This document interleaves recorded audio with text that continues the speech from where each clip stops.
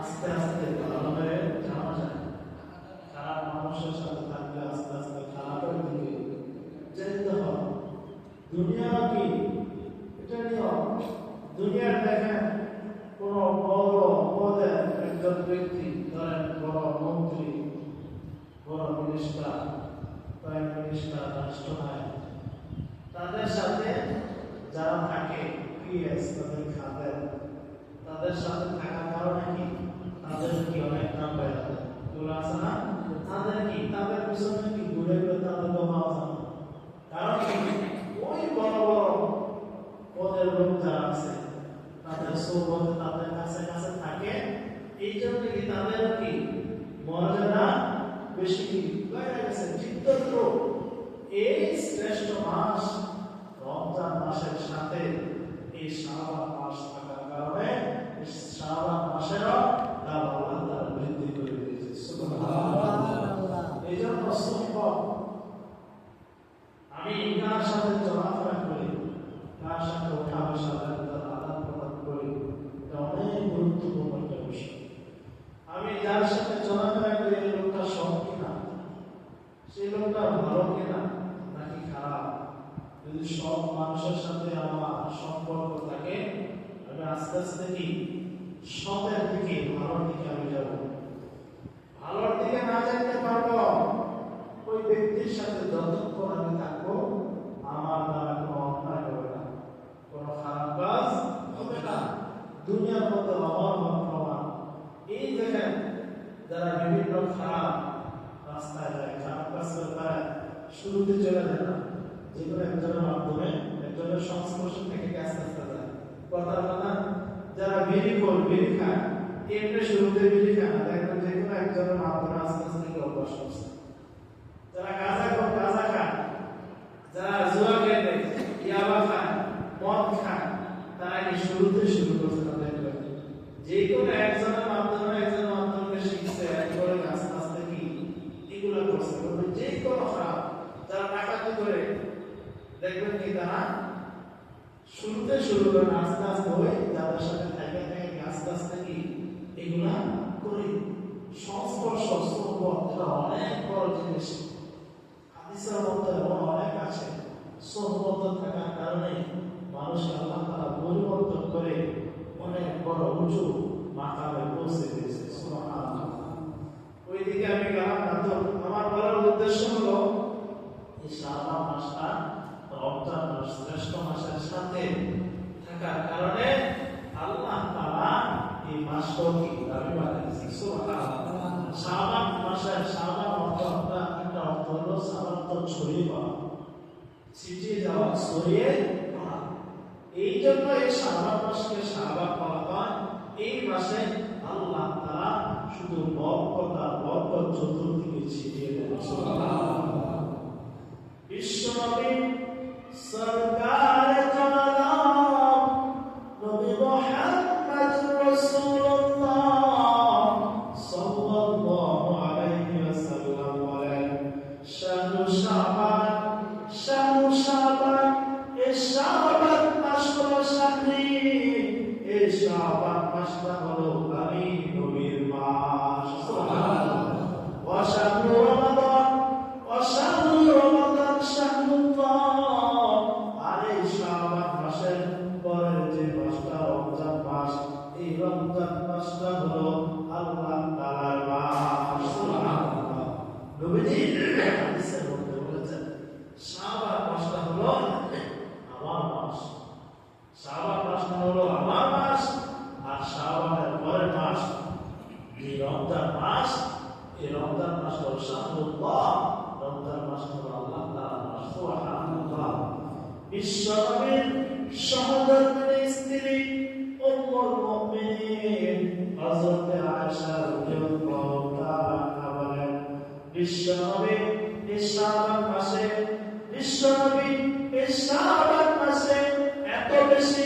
এত বেশি নফল রোজা রাখতেন, এত বেশি নফল রোজা রাখতেন, অন্য কোন মাসে বিশ্বনবী এত বেশি নফল রোজা রাখতেন না।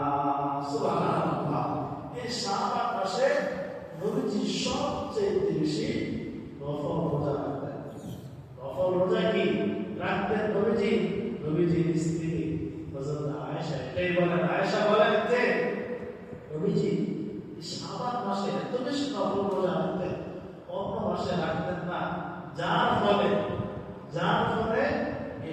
শাবান মাসে আমার যে কাজা রোজাগুলো থাকতে রোজাগুলো থাকতো, আমি আয়েশা এই শাবান মাসে আমার কাজা রোজাগুলো আমি রেখে দিতাম। সুবহানাল্লাহ।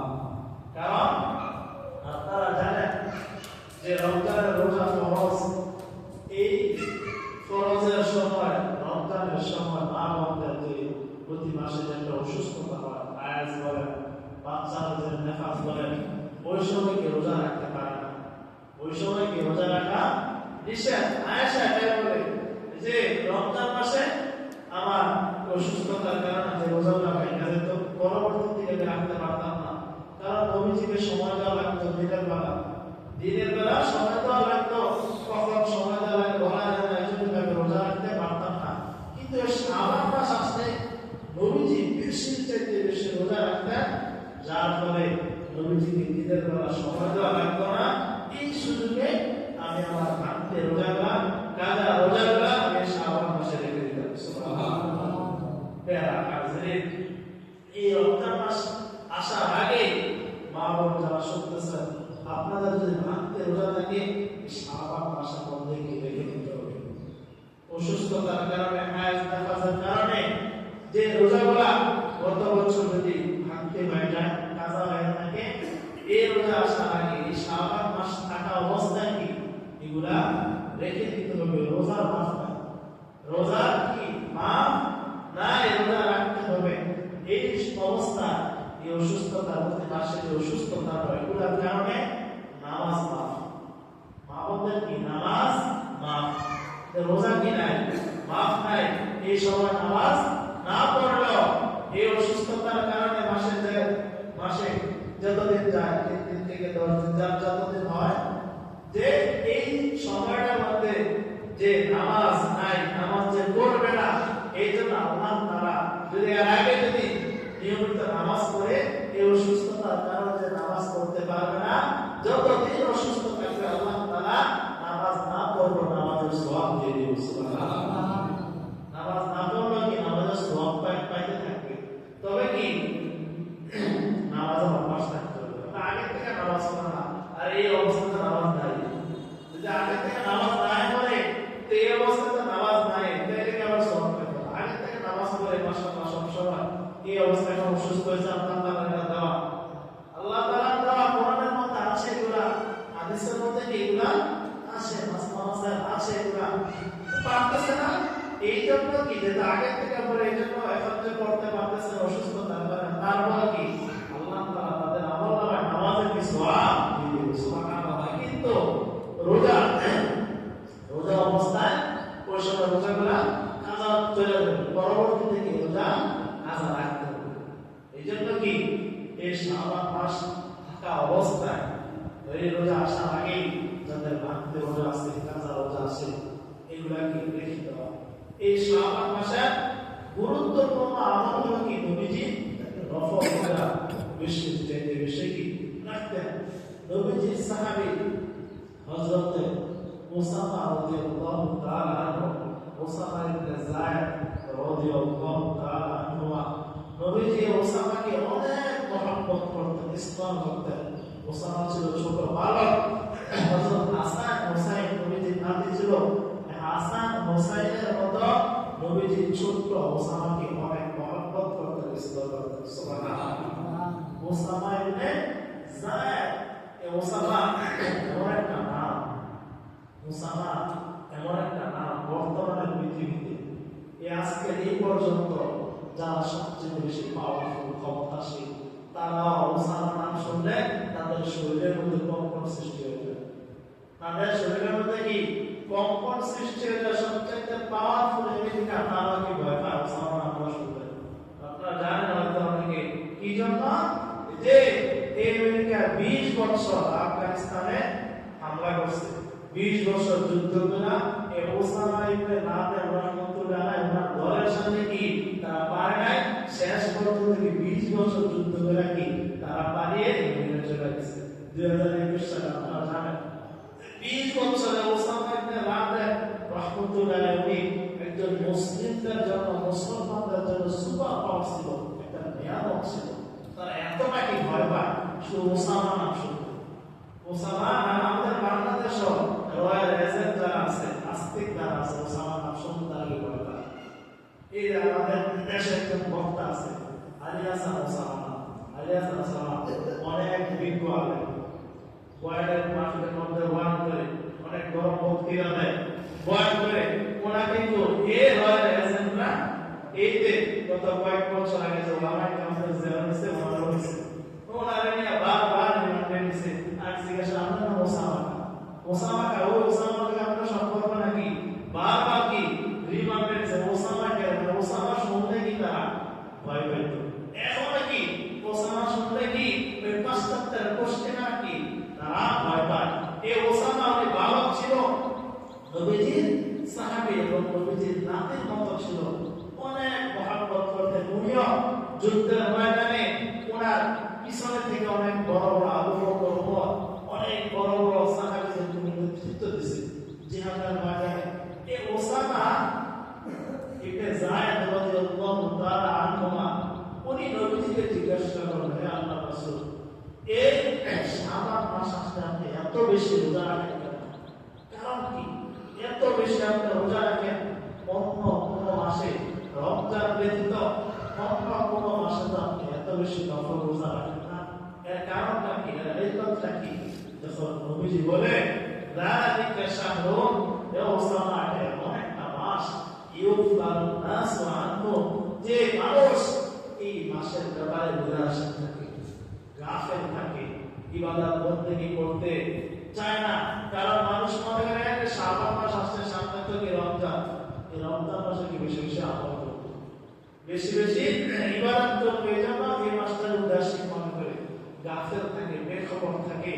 এই জন্য আমি এই মাসে বেশি বেশি আমল করি, যাতে করে আমার উম্মতের আমার থেকে শিক্ষা নিয়ে এই মাসে বেশি বেশি করে আমল করতে পারে। সুবহানাল্লাহ।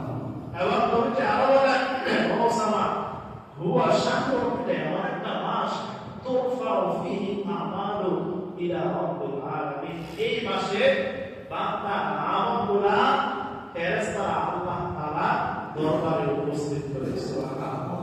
নবী বলেন, মা উহিব্বু আন ইউরফা আমালি ওয়া আনা সাইম, যে আমি এটা পছন্দ করি যে আমার আমলনামা যখন আল্লাহর কাছে পেশ করবে এই মাসে, এমন অবস্থা ওয়া আনা সাইম, আমি রোজা অবস্থায় থাকি, এটা আমি নবী পছন্দ করি। সুবহানাল্লাহ। প্রতি বছর শাবান মাসে আমার আপনার বান্দার আমলগুলো ফেরেশতারা আল্লাহর কাছে হাজির করে উপস্থিত করে।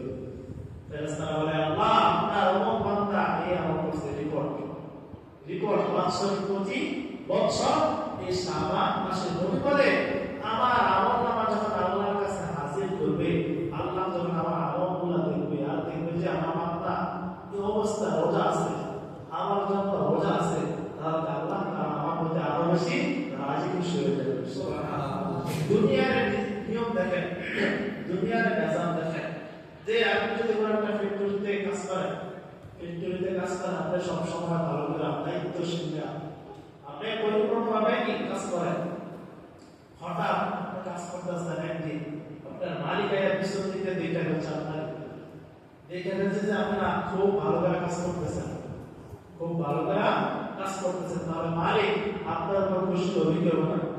খুশি হবে না? না, আমার এই শ্রমিকটা মাশাআল্লাহ ভালো কি কাজ করে, আপনি আসলে আপনি সবসময় কাজ করেন ভালো করে, খুশি হবে কি হবে না? এবং পরবর্তী মালিক চলে গেছে, আপনি যখন জানতে পারলেন আমি যে কাজ করতেছি মালিক দেখছে, আমার মালিক দেখছে, আমার প্রতি কি অনেক সন্তুষ্ট, এজন্য আপনারও কি মনে ভালো লাগবে কি লাগবে না? অবশ্যই কি লাগবে। ঠিক তদ্রুপ আমার আমলনামা যখন আল্লাহর কাছে হাজির করা হবে, আল্লাহ যখন দেখবে আমার বান্দা আমার জন্য এই মুহূর্তে রোজা আছে, তাহলে আল্লাহ তাআলা কি বান্দার প্রতি আরো বেশি রাজি খুশি হয়ে যাবে। সুবহানাল্লাহ। এই জন্য নবীজি বলেন এই মাসে বান্দার আমলনামা আল্লাহর দরবারে উপস্থিত করা হয়, এই জন্য আমি রোজা অবস্থায় এই মাসকে আমি অতিবাহিত করি। হাদিসের মধ্যে আছে যে সপ্তাহে সোমবার এবং বৃহস্পতিবার নবীজি রোজা রাখতেন। নবীজি কেন রাখতেন? নবীজি বলেন সোমবার হলো এই দিনে আমি জন্মগ্রহণ করছি, আল্লাহ তাআলা দুনিয়াতে পাঠাইছেন। এই জন্ম কি এই জন্মগ্রহণ করছি, জন্ম দিবস উপলক্ষে কি আমি এই সোমবারে রোজা রাখি, আল্লাহ তাআলা সন্তুষ্টি আমি, আল্লাহ তাআলা শুকরিয়া আমি আদায় করি। সুবহানাল্লাহ। নবীজি জন্মগ্রহণ করছে সোমবারে, প্রতি সোমবারে রোজা রাখেন কি নবীজি জন্মদিন পালন করতো। আর আমরা কি উল্টা না, আমরা আর কি করে ওই বছরে একবার আসলে এই খিচুড়ি বিরিয়ানি খাইয়ে দিয়ে আরো কি আমরা কি নবীজির জন্মদিন পালন করি? উল্টা না, পুরাই উল্টা। নবীজি নিজের জন্ম পালন করতে রোজা রাখা, আর আমরা কি খাইয়া বিরিয়ানি এই হালুয়া এই এটা কি খাইয়া কি আমরা পালন করি? পুরা নবীজির উল্টা। এবং নবীজি বলেন বৃহস্পতিবারে কেন আমি রোজা রাখি? প্রতি সপ্তাহে একটা রিপোর্ট, বান্দা এই বৃহস্পতিবার থেকে আগামী বৃহস্পতিবার কি আমল করছে, পুরো এক সপ্তাহ রিপোর্ট, এক সপ্তাহ আমলনামা ফেরেশতা আল্লাহ তাআলার কাছে উপস্থিত করে। সুবহানাল্লাহ। আল্লাহ হাদিসে আছে প্রতিদিনের আমলনামা প্রতিদিন ফেরেশতারা আল্লাহর কাছে উপস্থিত করে। অর্থাৎ দিনের বেলা দিনের একটা রিপোর্ট দেন, যারা ব্যবসা করে বা বিভিন্ন কোম্পানি আছে তারা কি দেখবেন অনেক সময় কি দৈনিকের রিপোর্ট দৈনিক দিতে হয়, আছে না? বা সাপ্তাহিক রিপোর্ট দিতে হয়, মাসিক রিপোর্ট দিতে হয়, বাৎসরিক রিপোর্ট দিতে হয়। কিন্তু বান্দা প্রতিদিন কি আমল করলো, কি গুনাহ করলো, কি কাজ করলো, একটা রিপোর্ট ফেরেশতারা আল্লাহর কাছে প্রতিদিনের রিপোর্ট কি আল্লাহর কাছে হাজির করেন। এবং সপ্তাহ পুরো এক সপ্তাহ কি আমল করলো এটাও কি বান্দার আমলনামা ফেরেশতারা আল্লাহর কাছে উপস্থিত করে। এবং পুরো এক বছর এই শাবান মাস থেকে আগামী শাবান মাস, গত শাবান মাস পর্যন্ত বান্দা কি আমল করছে পুরো এক বছরের রিপোর্ট ফেরেশতারা কি আল্লাহ তাআলার কাছে উপস্থিত করে। সুবহানাল্লাহ। প্যারা হাজির, আমরা জানলাম এই মাসে কি নবীজি বেশি নফল রোজা রাখতেন। ওলামায়ে কেরাম আরো বলেন যে নবীজি কেন নফল রোজা রাখতেন? রমজানের একটা প্রস্তুতি নিতেন, রমজানের প্রস্তুতি নিতেন। কারণ হঠাৎ করে রমজান মাসে যদি রোজা রাখা শুরু করি, হঠাৎ করে হতে পারে অসুস্থতা, হতে পারে অসুস্থতার কারণে রোজা কি ভাঙতে রাখতে পারে। এই জন্য নবীজি কি শাবান মাসে রোজা রাখা কি প্রস্তুতি নিতেন, যাতে করে কি রমজান মাসে রোজা রাখাটা কি হয়ে যায়, সহজ হয়ে যায়। এই জন্য আমাদের উচিত শাবান মাসে যারা কমপক্ষে দুই একটা রোজা রেখেও নবীর সুন্নতটা পালন করে রমজানের প্রস্তুতি নেওয়া, রমজানের কি না প্রস্তুতি নেওয়া। যদিও নফল হয়ে থাকে তারপরে তো রমজানের প্রস্তুতিমূলক কি এই শাবান মাসে কমপক্ষে কয়েকটা রোজা রেখেও কি রমজানের প্রস্তুতি নেওয়া এবং নবীজি এই সুন্নতের উপর আমল করা।